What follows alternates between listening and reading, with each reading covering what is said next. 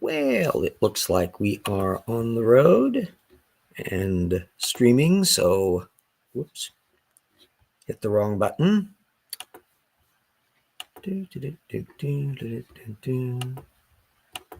Try again, get our little electric light bulb going. Welcome to Evolution Hour, road in Seattle, Washington. On September the 20th, 2025, in our ongoing year of doom. And remember, the old WordPress, all of those cute little files available for freebie sharing to everybody on the planet if you are of a mind. As you can see, different background, no CD stacks and books over my shoulder. We are here in Seattle celebrating my birthday, which is today, although we're in the wee hours of the morning of same. As you are well aware, we are continuing source by source to track down every single technical paper that is alluded to in the Titans book, and a sidebar of commentary on various creationist twaddle that pops up every other week, being the ongoing investigation of the Casey Luskin Discovery Institute, 800 plus papers supposedly showing the reality and significance of junk DNA. Spoiler alert, it hasn't been working out that way because, as you well know, we are the sort that will be going through every bloody one of them to document what the circumstances are. And a little sidebar, because a brand new paper has come along that is highly relevant to the whole issue of how random sequences develop into biological systems and all of that, which we'll be discussing in a mo. But first, we will start out with the Sarfati Tay end of things. They're continuing to spew a lot of their own creationist in-house material, and they're tracking up to where there are only slightly fewer creationist sources in their work than they are technical papers. And it's not a colossally large amount of technical literature. I think it's like 130 something or other so far. Not all that spectacular. Here we had a little spurt on radiocarbon dating. And it turns out they're all really old papers. And what's neat is that these are where every one of them is not saying what the creationists are saying they're saying. So I thought this was rather amusing to be putting up. There's an old 1972 paper, Stuckenrath and Mielke, and a 1973 one, where they're cited allegedly for carbon-14 showing up in marble. Alas, I don't have the actual full paper to be able to put a link up to, but we will be putting up the links to the abstracts. I was, in fact, able to get full text on the original papers, and there's none marble at all. Bunch of stuff alluding dating of shells and charcoal and all this kind of stuff, but nothing that I could see in either paper that relates to marble. So it's possible that Sarfati and Tay were riffing off of somebody else using this source and not checking up on whether or not it was actually meaning what it is, or they pulled a rabbit out of the hat from 1972. It's been a long day. 1972, all on their own. I don't know, because these were both papers, although Stuckenrath and Mielke, other of their work has in fact been cited by creationists that I've encountered elsewhere. These particular papers that are a little bit after that is part of a series of radiocarbon dating that went on routinely in the journal Radiocarbon. And these two others I had not encountered previously. Anyway, we get on a little bit solider turf with the next two when you're going to be able to get the full text to be able to see what's going on. There's a paper from 1989, Arnold et al. And Vogel et al. 1987. That one, alas, is another abstract. So you'll at least get the Arnold paper full text. And these were regarding supposedly graphite, carbon and graphite. Well, what it was is, despite its title, from the Arnold paper mentioning carbon-14 dating, it wasn't actually about dating of anything directly. It was not taking deposits and reporting on what the dates they were coming up with. This was entirely a procedural paper about how you go about formulating and getting the thing into a context with this particular dating machine. And they're used in like graphite groupings. And so they were talking about the implications of contamination and all that from the medium that they were using. So it was not, in fact, about the dating of anything as to whether or not anything was falling in or out of the 6,000 year range. The other paper, the Vogel, that again, I won't be able to put the full text up, but I was able to get the full text to see what the material was. It's just going on about how they're creating the pellets and potential contaminations. And the Vogel paper does mention, and it was cited incidentally in the Arnold paper, that what few dated instances they were doing for calibration indicated that they were coming up with like 55,000 years old, which was of carbon dating. So all of this is completely consistent with the issue of how do you deal with microscopic little blips and slight misreadings of things when you're talking about calibrating an instrument where anything that's outside that range is going to be showing up basically near nothing, and yet it's going to give technically a reading. So this, all four of these papers were not being correctly represented by Sarfati and Tay. The part two Luskin part, a preprint paper came along by Fuqua and Wagner that I'll be putting up a link to the full text of when I get back to Spokane, another week or so. On, quote, de novo promoters emerge more readily from random DNA than from genomic DNA, unquote, which was noted by Grayson Hawk, who's part of our Science Friends Network, that this was highly relevant to the whole issue of how random sequences occur in nature and what kind of possibilities can occur from them. And it got a comment from Dan Stern Cardinale, suck it up, Myers. So we'll find out whether or not anybody in the Discovery Institute range, or maybe Cornelius Hunter, whom we know riffs off of some of this technical literature himself. I haven't bothered to wander around to look, but at any rate, you'll be able to see the paper and you can kind of sit around to figure out how likely it is that they're going to want to comment upon this kind of stuff. It reminded me that this was just the latest installment of ongoing research.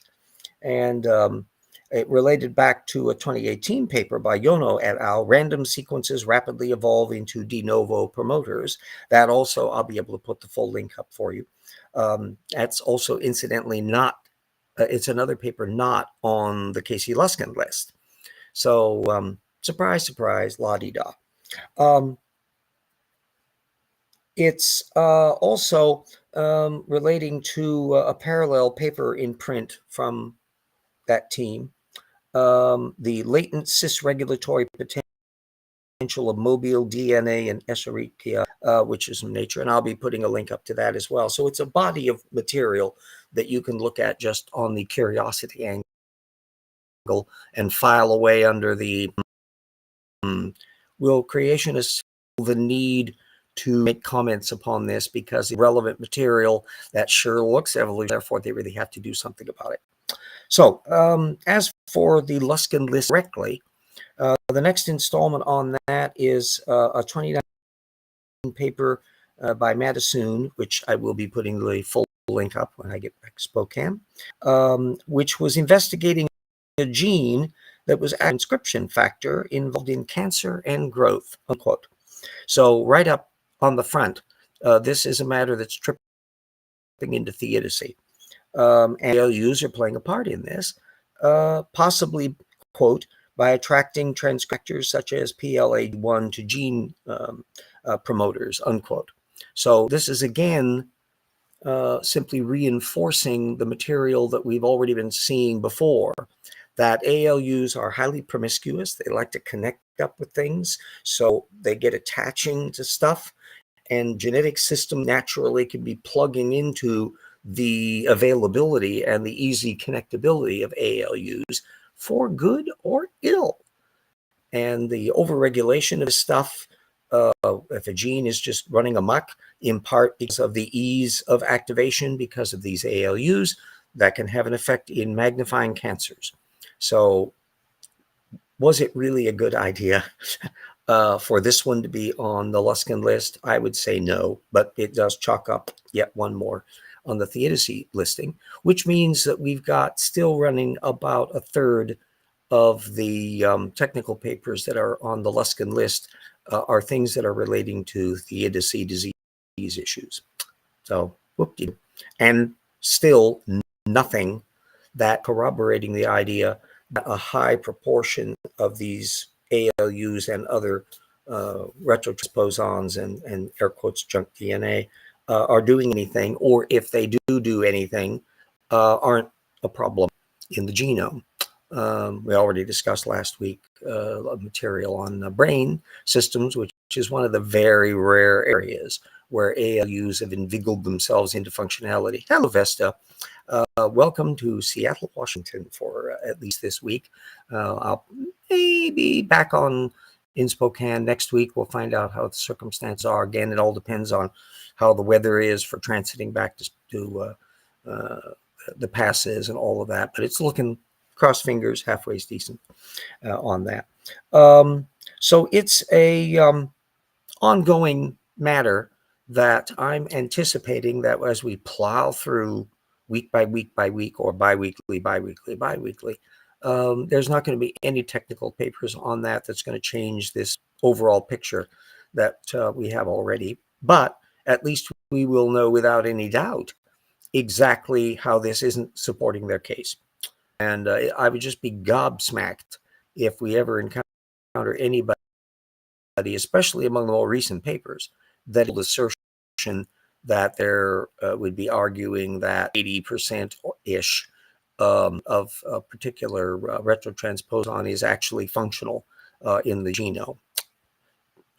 If it happens, you'll hear it here, but don't hold your breath on that one. Anyway, we're seeing all of the hideous fallout from the ousting of Jimmy Kimmel from ABC, owned by Disney.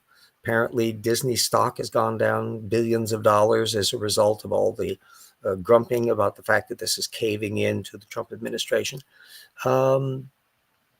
What would you expect? This is the vindictive, nasty, vengeance-minded, silencing opposition, information distortion structure that is inherent to Trump 2.0. It's appalling and offensive and anti-American, but ain't surprising. This is Project 2025 and Trump's natural vindictiveness going full tilt. And that's exactly what we were warning would be happening in this area. So welcome, exciting world of Trump 2.0. Buckle your seat belts. It's going to get worse. And we're going to see how things happen with the economy and the tariffs and all of the other mess that ticking time bombs in terms of inflation and economic stagnation and other factors. Exciting. And to see whether or not this ripples out of the world, what nations are the storm better than others, how the geopolitics be of the Chinese and India and Brazil and the European Union and Putin's Russia and all of that stuff. It's unclear what's going to happen, but it's going to be interesting. Let me, oh, yes, 1930s Germany repeats itself. Yeah. In a weird way, the thing that's most intriguing about the current condition is that unlike the 1920s and 30s, when the Europeans were a series of at each other's throat independent countries, some developing fascist or semi-fascist bits. Remember, Italy had gone Mussolini by 1922. You had a fascist regime in Hungary.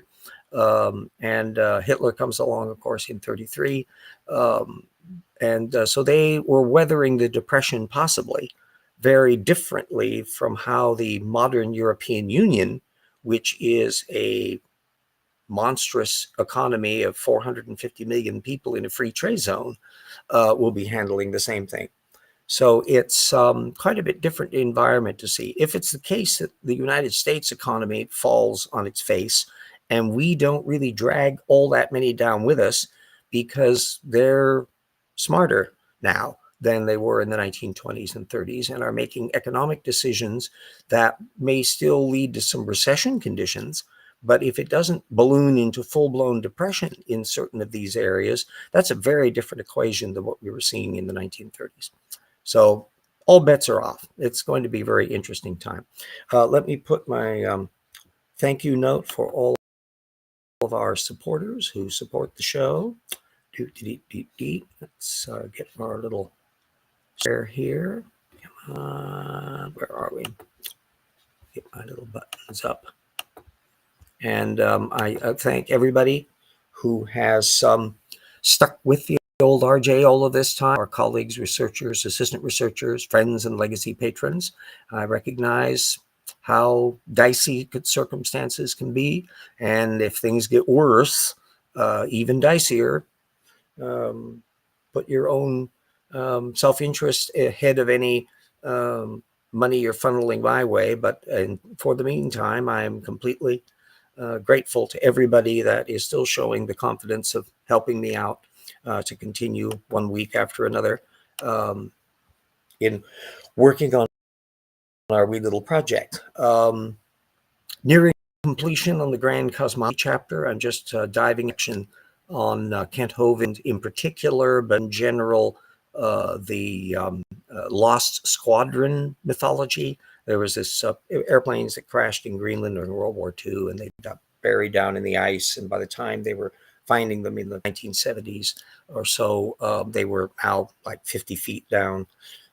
And that this supposedly was a refutation of the dating of ice cores. No. And there's been quite a lot of studies and analysis that have pointed out why that isn't so, including a fairly recent video by Joel Duff. So we'll be alluding to all of that stuff. Kent Hovind is not the only doofus who has repeated this claim over and over again, but he certainly has been consistent in repeating it continuously all the way down to his modern apologetics. So he just can't give it up. Answers in Genesis won't give it up either. It pops up in posts at the Ark Encounter, and that as recently as just last year. So all of that material is going to be organized and collated in a nice, neat little info box that will be in volume 2 of the book that I would be pointing to if I were back in Spokane. The rocks were there. Long live the Democratic Penguin Republic. Yes, indeed. Also fascinating developments I'd been mentioning. I think I showed last week the little temporary proof of concept panel board that's coming up for my Politique War game. We've been making, Peter and I have been making considerable progress in working out how we'll be making the box and all the components on it. We'll be 3D printing virtually all of the physical components, and that just leaves the card angle, the little game cards, and score sheets and rule booklet to figure out where we'll be doing that. And it's very possible we'll be able to get a lot of that stuff from a game maker on this side of the mountains in Vancouver, Washington. So that means we'll be able to construct a lot of this stuff and get it with as few side vendors as possible. And so fingers crossed, we may be in a position to be able to have that buyable by people by Christmas of 2026. It's not unfeasible that would be the case. And our plan would be that there's a very nice Spokane, Washington game outlet that we would be trying to angle to have them be the distributor for this. So anybody that wanted to order the game would be able to do so through them. And then we'll also want to get play testing and connect up with the various game stores and that on the Seattle side of the fence. and get people seeing how the game functions and all that sort of thing. By having the game board modular the way we do now, it means you can alter the game position if you feel like it. So functionally, you can make like millions of different game board combinations out of them that ups the ante in terms of that. So we've been redesigning some of the game components about these little polar zone markers and transfer zones that allow you to go around the world by trade winds. That will be applicable, that you can plug in independent of how you decide to arrange the board. So it should be kind of fun to figure out. A party war game that you can win without ever having any combat. So that'll be and it keeps the mind off of all the dire circumstances of the universe. Once I get Rocks Were There Volume 2 straightened out, we've said I got then once I get the cosmology chapter, then I have to dive more into Jackson's next chapter, which is on the paleo worlds matter. And then I've still got my Ark Encounter chapter to fiddle, and then Jackson has his bit on human evolution and eugenics and all that issue just get straightened out. And at that point, kaboom, we have a thing. So it's looking like sometime in spring of 2026, we may be able to get the book complete and out on that. And then I can get my other half of my brain moved back over to resuming the third Paralogs of Fog novel, which I would be pointing to the paralogs up on the shoulder if I were back at home, and get that Jewels to the Flame done. And then, take a little bit of a breather before diving into the fourth Paralogs novel. And hopefully, once we have Rocks Were There 2 complete, we'll want to get some publicity for that. So we'll probably have a chit chat to see whether or not Apologia wants to do another interview with us, and maybe things on Dan Stern Cardinale and various other people. We'll have some interview segments that will help. That we know other people. Vice Rhino has the book and enjoys it. Dapper Dino. And so we'll look at various venues to help that. Plus Peter, a different Peter from the guy who's designing Politique with me, our dear friend De Tucker from Holland. Yeah, I think it's Holland. That has done all of our little advertising videos and all of that. Probably will come up with something fresh on that. Speaking of which, I shall put up then our advert for the Rocks Were There. Let me get my little clickety-clack buttons going. Come. There we go.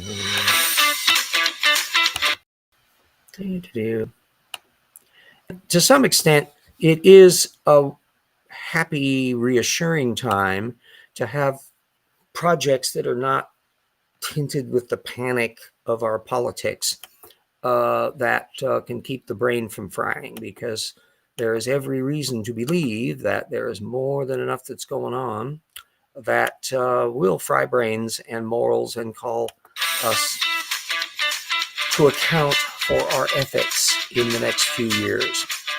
And if we are holding to our principles and reasonable and just, out of this dark Trump 2.0 can be the brighter light of a resurgent progressive circumstance that will be like the New Deal too. And so much can be done. So it's the difference between 1928 and 1932, the difference between 2024 and 2028. We'll see. We will be making of it what we make of it, because it's up to us, kids, nobody else. No space aliens are going to come down to rescue us. We've got to work this all out on our own.